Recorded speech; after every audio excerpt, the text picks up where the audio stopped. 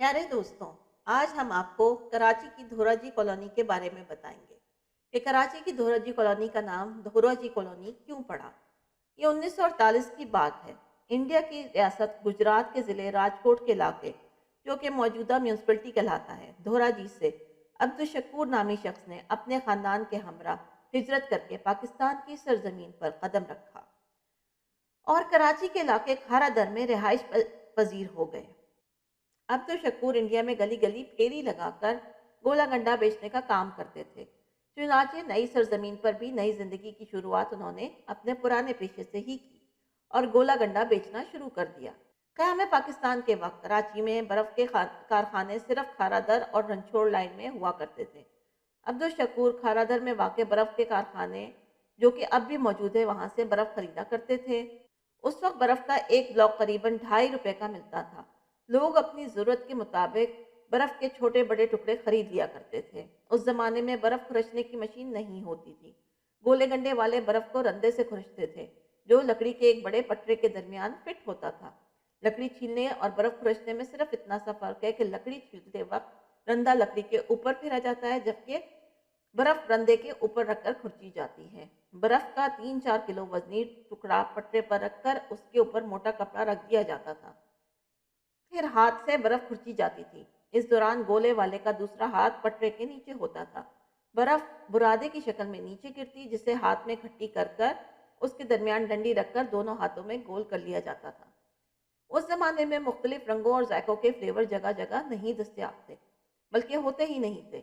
उसकी जगह स्क्रीन से बना हुआ शीरा होता था, जिसमें बर्फ का गोला डुबोकर तर किया जाता और बच्चे डंडी पकड़कर उसे चूसकर मजा लेते थे। बाद अज़ां गोले पर कंडेंस मिल्क भी लगाया जाने लगा।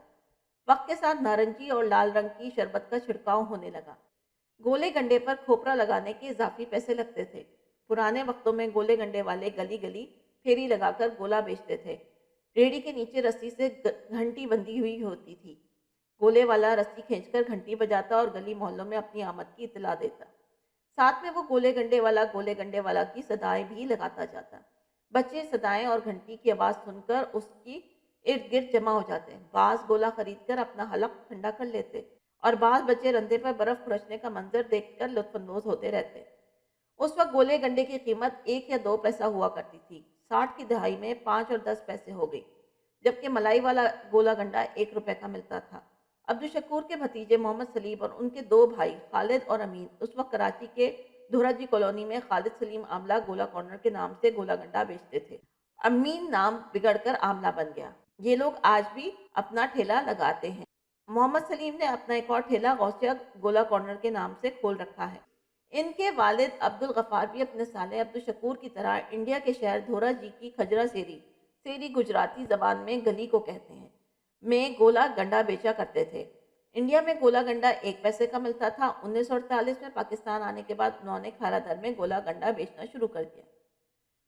वो अपने खानदान के लिए बहुत मेहनत करते थे। उनके 7 बेटे और 3 बेटियां थीं। इतने बड़े खानदान को पालने के लिए उनके वालिद ने पकवान का काम भी शुरू कर दिया था। चुनाचे सुबह से दोपहर 1 बजे तक खाना पकाने का काम करते।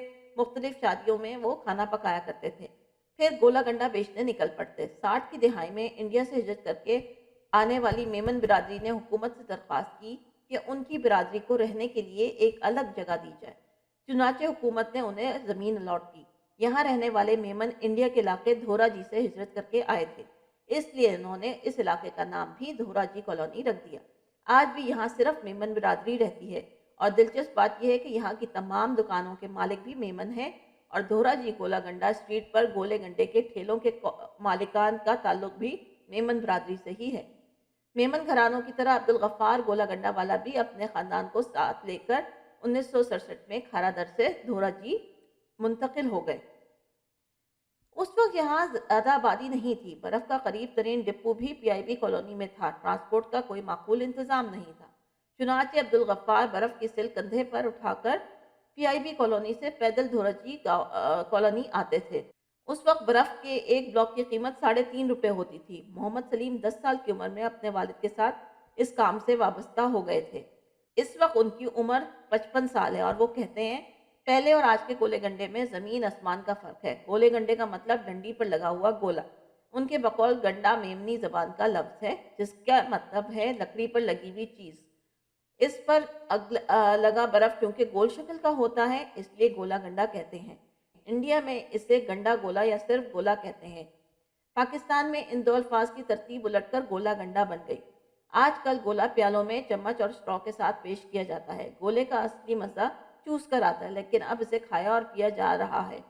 چمچ سے گولے کو کھائیں اور پگھلے ہوئے حصے کو اسٹرا کی مدد سے پی جائیں۔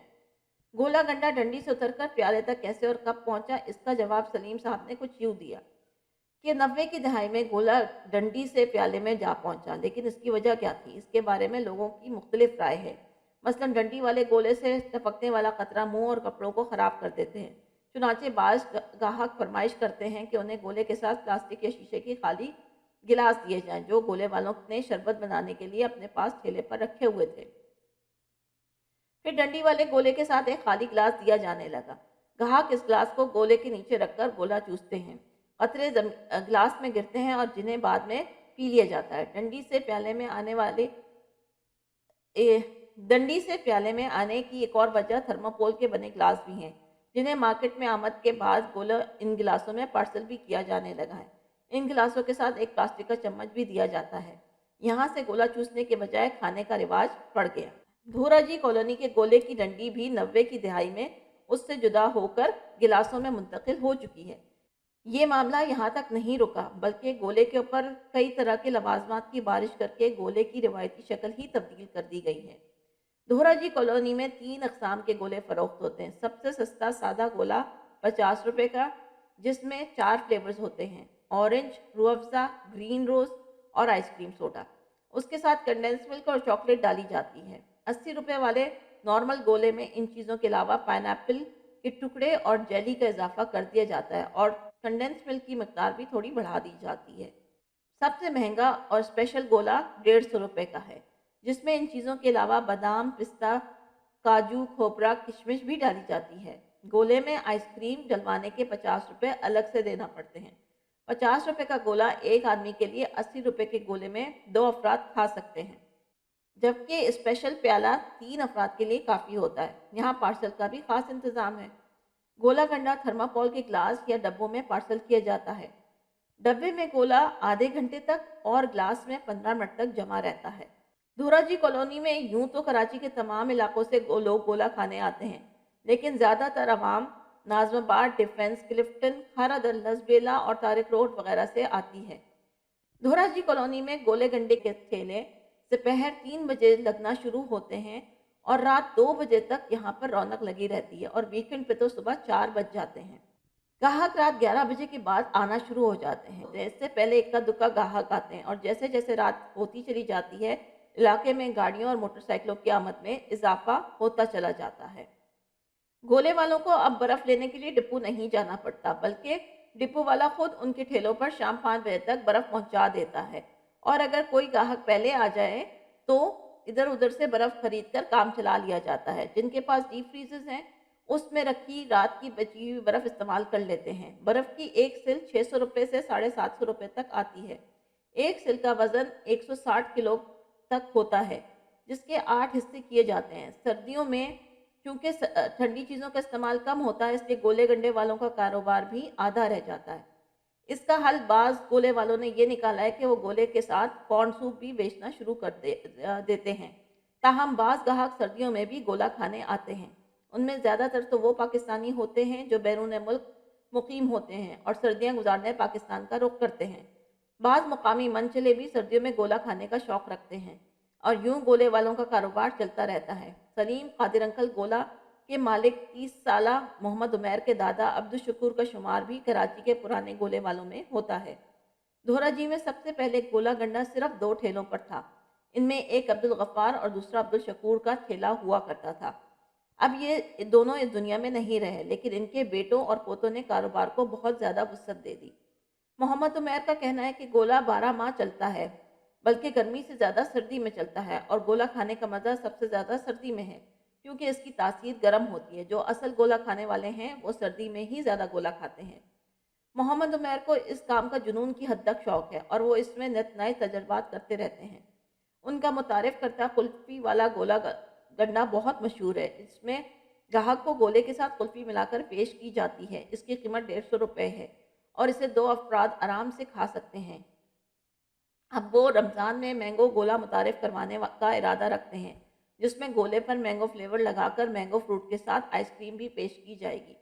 इसकी कीमत भी 150 रुपये ही होगी। मोहम्मद उमैर की दुकान का किराया 30,000 रुपये है। इनकी दुकान पर 5 मुलाजमीन काम करते हैं, जिनकी तनख्वाहें मिलाकर तकरीबन 60,000 का खर्चा आ जाता है, लेकिन इसके बावजूद मोहम्मद उमैर को इस काम में बचत हो जाती है। मोहम्मद उमैर की दुकान पर रोज़ाना बर्फ़ के 1.5 से 2 ब्लॉक इस्तेमाल होते हैं। वो अपनी बर्फ़ खुद जमाते हैं और मजबूरी में बाज़ार से ख़रीदते हैं।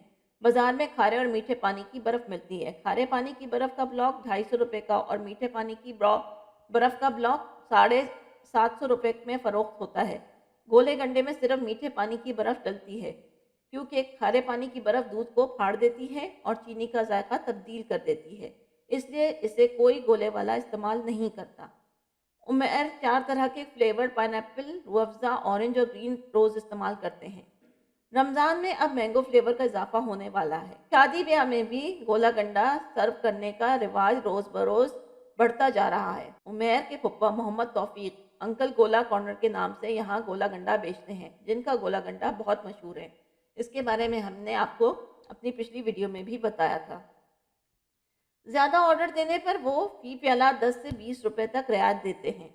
मोहम्मद तौफीक कहते हैं कि शादियों में खुसूसन मेहंदी वगैरह की तकरीबात में लोग 300 से 500 गोलों का ऑर्डर देते हैं।